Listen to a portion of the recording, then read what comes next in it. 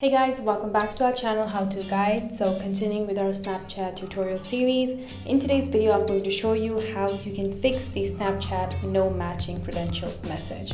So if you're getting this message, I'm going to show you in this video how you can solve this problem. But before we get to that, please consider subscribing to our channel for more videos like this one, and also hit the bell icon so you do not miss any more updates from us. So with that being said, let's get right into the video now. So once you open Snapchat, you go to this login page, and here you enter your username or your email address or your phone number and your password, and you log into your account. So sometimes you get the no matching credentials error, and when that happens, the first thing and the thing you should do the most is check and recheck if the username and password you're using is correct. So many times you forget a number, you misspell your username, and when that happens, you cannot log in.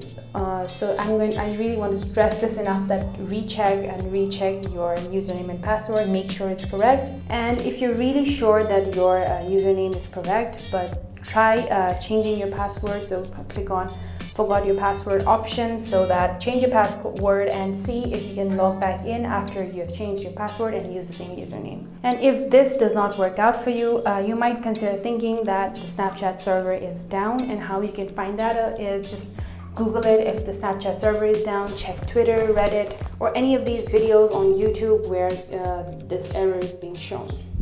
So if you search on YouTube and find these videos, in the comments you see new comments saying the Snapchat server is down. So and if that's not the case and you're still you cannot log in, what you'll do is go to Play Store or your App Store, and here you'll search for the app Snapchat, and here you'll update the app. If you have any updates remaining to be done, you will update the app to the latest version. So there might be some problem with the app, which is why it's not letting you log in.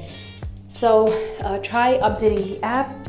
And if that does not work out for you, try going to Google and go to support.snapchat.com, and here you can contact Snapchat. Since you cannot log in, just contact Snapchat. So you can email them at their address.